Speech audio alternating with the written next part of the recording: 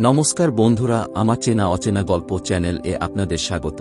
আজ আমি চলে এসেছি নতুন একটি গল্প নিয়ে। গল্পটির নাম এলা এবং ম্যাক্স। একবার একটি বিস্তীর্ণ জঙ্গলে এলা নামক একটি যুবতী হাতি তার পাল থেকে দূরে ঘুরে বেড়াচ্ছিল।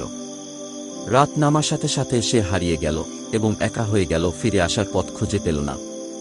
এদিকে ম্যাক্স নামে একটি বুদ্ধিমান বুড়ো কচ্ছপ তৃণভূমির মধ্য দিয়ে ধীরে ধীরে তার পথ তৈরি করছিল।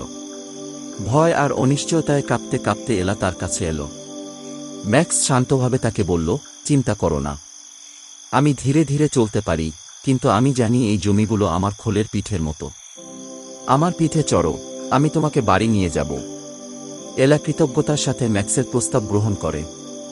যখন তারা একসাথে যাত্রা করেছিল, ম্যাক্স জঙ্গলের গোপনীয়তার গল্পগুলি ভাগ করেছিল এবং এলাকে বন্ধুত্বের গুরুত্ব সম্পর্কে শিখিয়েছিল।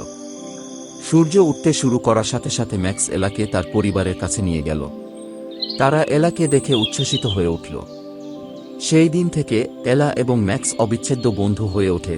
তারা একসাথে জঙ্গলে অন্বেষণ করে এবং প্রয়োজনে অন্যান্য প্রাণীদের সাহায্য করে। তাদের বন্ধন প্রমাণ করেছে যে সবচেয়ে ধীর চলা এবং দ্রুততম প্রাণীর বন্ধুত্ব একটি বড় প্রভাব ফেলতে পারে যখন তারা একসাথে কাজ করে এবং একে অপরকে সমর্থন করে। আমি আশা করি আপনি বন্ধুত্বের এই গল্পটি উপভোগ করেছেন। যদি গল্পটি ভালো লেগে থাকে তবে লাইক এবং শেয়ার করতে ভুলবেন না। এরকম আরও গল্পের জন্য সাবস্ক্রাইব করে দেবেন। ধন্যবাদ।